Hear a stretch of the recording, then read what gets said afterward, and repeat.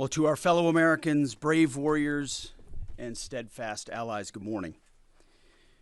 You know, as someone who led troops, led soldiers in the streets of Baghdad and Samarra, Iraq, and who trained counterinsurgents in Kabul, Afghanistan, and who still carries the weight of brothers lost to Iranian terrorist proxies, many backed by the same Iranian regime we're confronting now. This fight, Operation Epic Fury, it hits home. Our generation understands this fight. For 47 years, these barbaric savages in the Iranian regime have murdered our brothers in arms, my guys, your guys, our guys, through their terrorist proxies and cowardly attacks. Now they race toward a nuclear bomb to hold the world hostage. The Iranians have targeted and killed thousands of my American brothers. That race to a nuclear bomb, President Trump will never allow it. Not now, not ever, not on our watch. The mullahs are desperate and scrambling. Like the terrorist cowards they are, they fire missiles from schools and hospitals, deliberately targeting innocents, because they know their military is being systematically degraded and annihilated. Iran's neighbors, and in some cases, former allies in the Gulf, they've abandoned them. And their proxies, Hezbollah, the Houthis, and Hamas, either broken, ineffective, or on the sidelines. Iran stands alone, and they are badly losing. On day 10 of Operation Epic Fury, we are winning with an overwhelming and unrelenting focus on our objectives, which are the same as the day I gave my first briefing here on Operation Epic Fury. They're straightforward, and we are executing them with ruthless precision. One, destroy their missile stockpiles, their missile launchers, and their defense industrial base. Missiles and their ability to make them. 2, destroy their navy. And 3, permanently deny Iran nuclear weapons forever.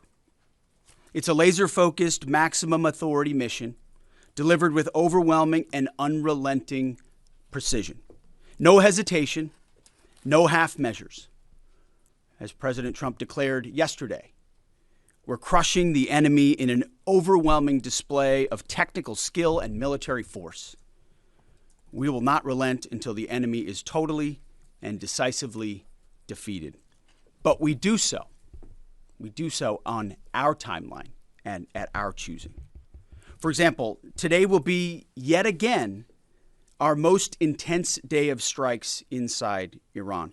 The most fighters, the most bombers, the most strikes. Intelligence more refined and better than ever. So that's on one hand. On the other hand, the last 24 hours have seen Iran fire the lowest number of missiles they've been capable of firing yet. Just the bifurcation, just the trend lines that we talked about on our first briefing. You see, this is not 2003. This is not endless nation building under those types of quagmires we saw under Bush or Obama. It's not even close. Our generation of soldier will not let that happen again, and nor will this president, who very clearly ran against those kinds of never-ending, nebulously scoped missions. Those days are dead.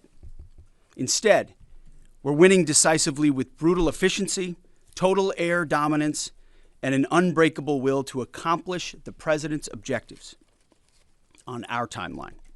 We stay locked on the target because here at the Department of War, that's our job. Now, the chairman and I, having just returned from Dover last night, our troops and their families and the enormous sacrifice that they make is certainly heavy on my mind. So I'll close with scripture, drawing strength from Psalm 144.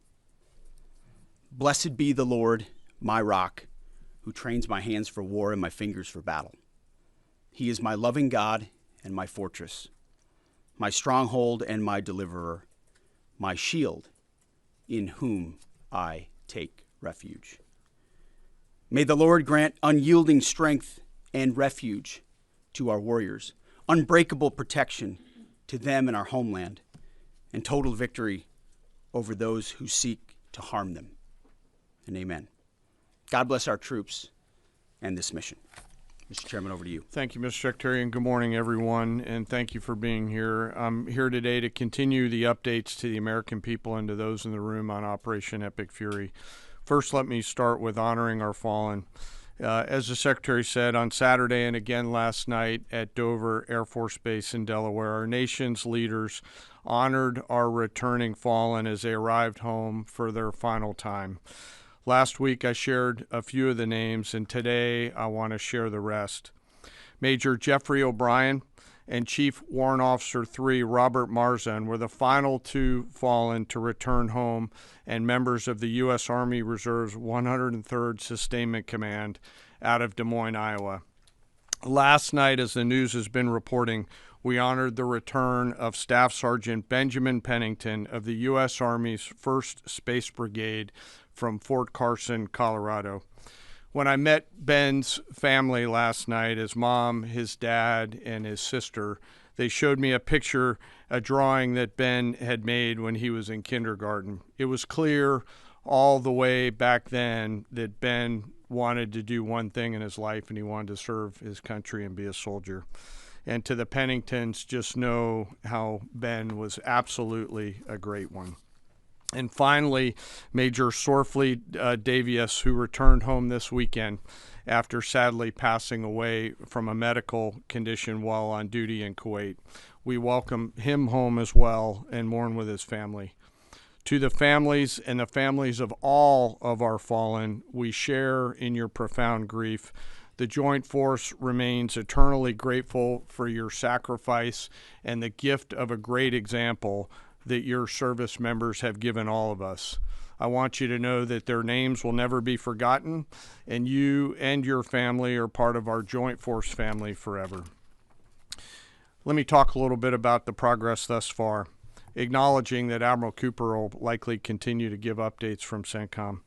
As the Secretary said, we're in the 10th, moving into the 11th day of Operation Epic Fury. The Joint Force remains focused on 3 military objectives. Continue to destroy Iranian ballistic missiles and drone capability in order to prevent attacks on the U.S. and others throughout the region. And this means attacking launch sites, command and control nodes, stockpiles before they can threaten our personnel, our facilities, and our partners. Second, we continue to strike the Iranian Navy and their capabilities in order to do things like sustain movement through the Straits of Hormuz. And third, we continue to start working on and going deeper into Iran's military and industrial base in order to prevent the regime from being able to attack Americans, our interests, and our partners for years to come and project power outside their borders. This means servicing production facilities, research and development sites, and infrastructure. Let me turn to the map. We're going to try digital today to prevent laser injury. Since our last update, CENTCOM continues to make progress across the southern flank. To date, they've struck more than 5,000 targets. U.S. Strategic Command bombers recently dropped dozens of 2,000-pound GPS penetrating weapons on deeply buried missile launchers across the southern flank. We also have struck several one-way drone factories to get at the heart of their autonomous capability. And of course, alongside our regional partners along the southern flank, continue to execute intercepts against one-way attack drones using fighters and attack helicopters.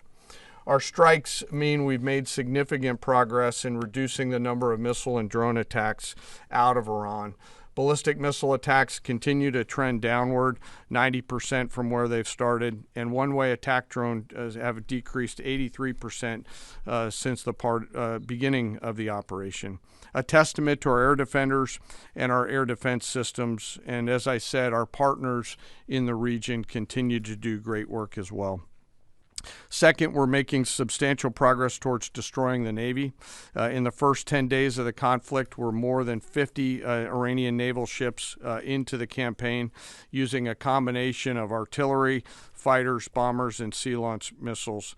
As Admiral Cooper noted last Thursday, we struck and sank an Iranian drone carrier ship, and U.S. CENTCOM continues today to hunt and strike mine-laying vessels and mine storage facilities. This work will continue. Third, against our objectives, we've begun to target Iran's military and industrial complex, again, focusing on centers of gravity to get upstream of the shooters out in the field in order to deny them the ability to continue to generate those one-way attack drones. Let me spend a minute talking about the Joint Force. Across the area of responsibility, this is gritty and tireless work, and I cannot begin to explain how incredibly proud I am of the extraordinary courage, tenacity, and grit and professionalism within the Joint Force. Last time I had a chance to talk about the Army's incredible logisticians who are out there sustaining the fight. Today I want to highlight a few groups of sailors.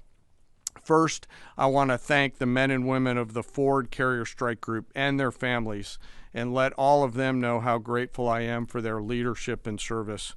The crews on board this strike group have already been endured months at sea only to get their deployment extended. These exceptional Americans, rogered up, all supported by their families, continue to stand the watch, taking the fight to the enemy over and over again, night after night. Aboard ships like the USS Ford and the Abraham Lincoln are a special group of sailors I want to highlight today. These are the men and women, the sailors up on the roof running operations on the flight deck. With an average age of the early 20s, these are the unsung heroes of naval aviation. These young sailors, known for wearing yellow shirts, are in charge of the catapults, taxiing jets around on the flight deck, shooting jets off the front end, and recovering jets off the back end. They are literally involved with every single movement on the roof on an aircraft carrier. They are the last ones that a naval aviator sees before getting shot off the front end, and the first one that a naval aviator sees after safely trapping on the back end. And just for a minute, imagine you're standing on that aircraft carrier flight deck. There's 30 knots of wind in your face. The deck is slippery, covered in grease. It's noisy. There are propellers spinning. There's jet blast everywhere. The helicopters are running. Your head is on a swivel, and you're trying to direct a multi-million-dollar fighter into a 1-foot square box so that those naval aviators can be shot off into the black of night to go do America's work.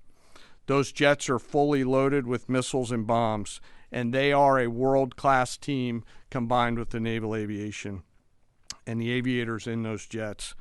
This beautiful symphony of American spirit is the definition of perfectly organized chaos, and these crews do it every single time the carrier is at work.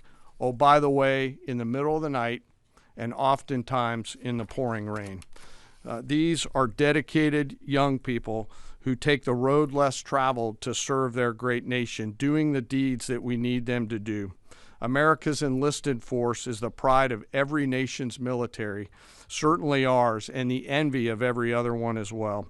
Each and every one of them out there across the Joint Force are extraordinary, and in particular today I want to highlight the yellow shirts. Ladies and gentlemen, our work continues. It'll continue to be difficult. I ask every American to keep our deployed force and their families in our thoughts. Combat deployments can be tough on the force and the families, and it's important that we continue to remember that. I remain deeply humbled by the 2.8 million members of the Joint Force, and I'll end where I started, and that's remembering our fallen and their families whose sacrifice will be felt forever. And with that, I'll take some questions with the Secretary. A beautiful symphony of American spirit. Well said, Mr. Chairman. Thanks, sir. And I will just note that no other country in the world is capable of executing what the chairman just described, day after day, night after night, unrelenting. Well said. Thank you. Yes, sir. Alexandra Ingersoll, One America News. You talked, Mr. Secretary, you talked at the conference in Florida on Thursday that there was a 90% missile capabilities degradation and 83% drone degradation, and I know the chairman just repeated those numbers. We've seen the most amount of fighting these past 5 days. Is there any update to those percentages? And also, are you able to give any quantification of degradation to the enemy's nuclear capabilities yet?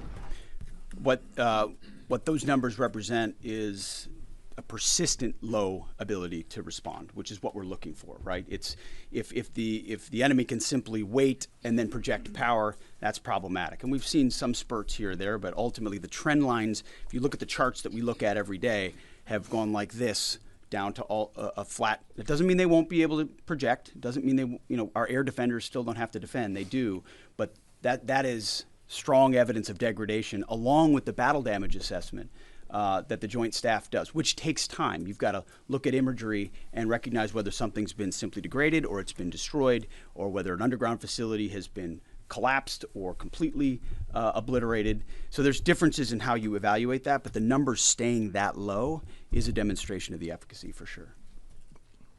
Yeah, right here.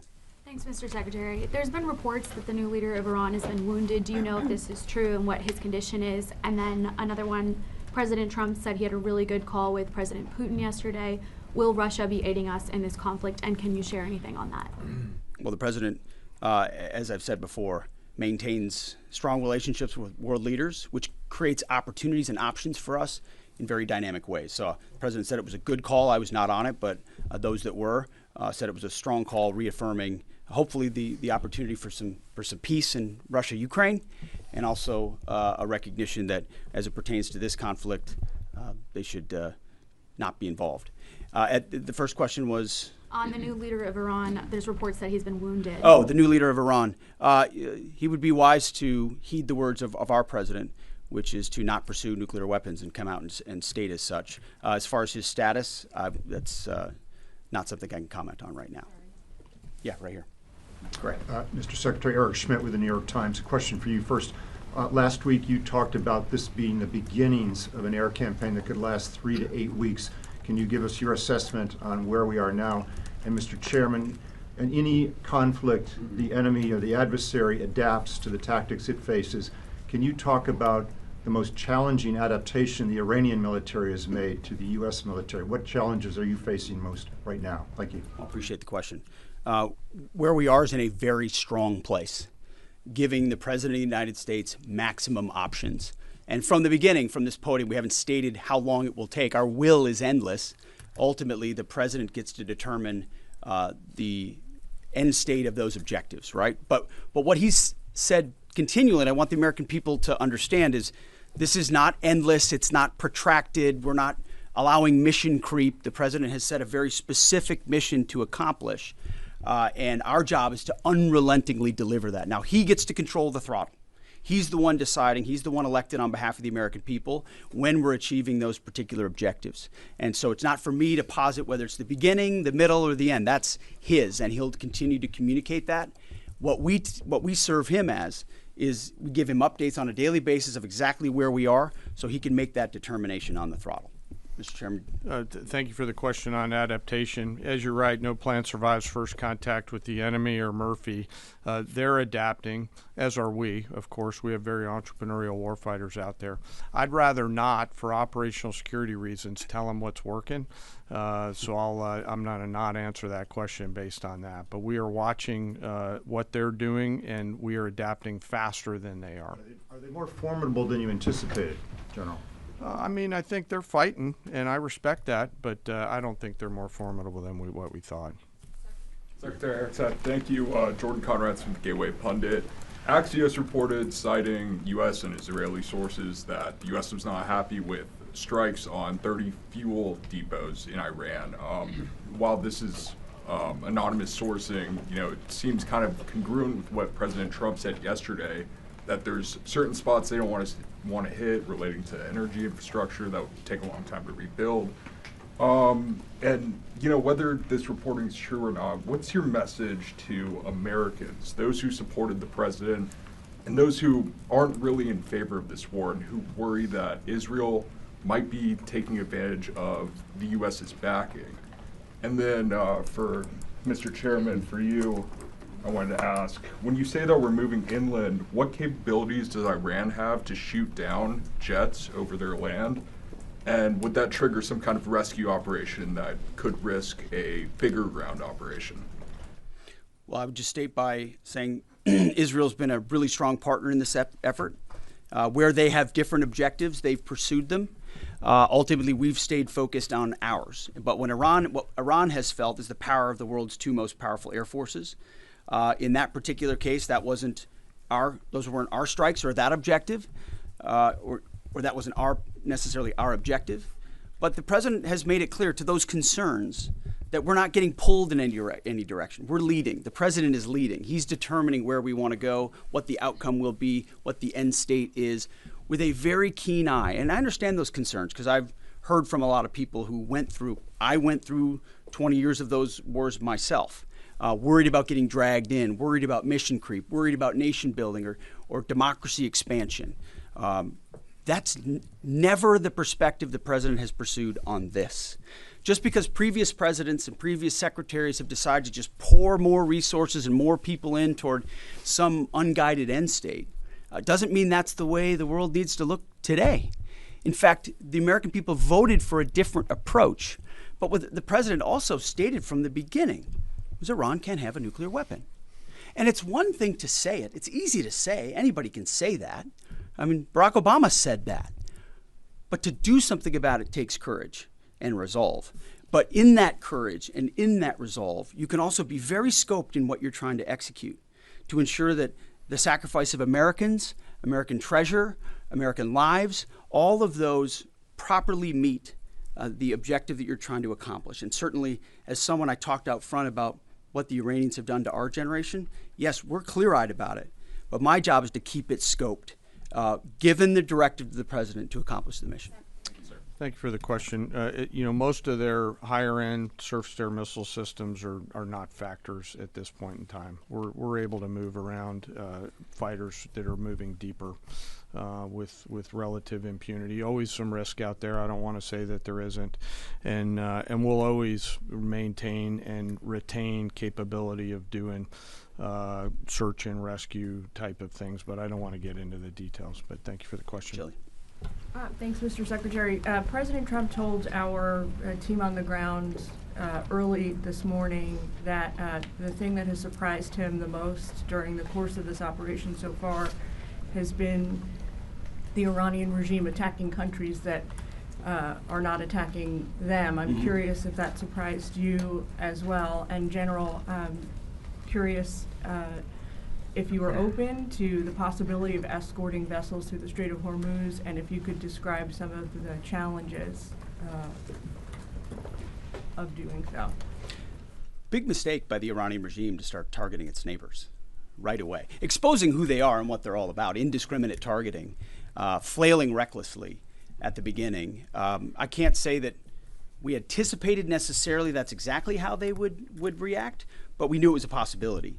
And I think it was a demonstration of the desperation of that regime then and that regime now, that they still think their pathway out is to try to alienate their Arab partners even more, who've instead decided to come to us and have been willing to go on the offense, have been giving us access, spacing, and overflight in a new partnership that will continue to remake the region the way that President Trump did with the Abraham Accords. So you're pushing those countries in our direction to support this effort, further alienating Iran. And I think it's worth underscoring. I see in the media banners that say, war expanding or war spread.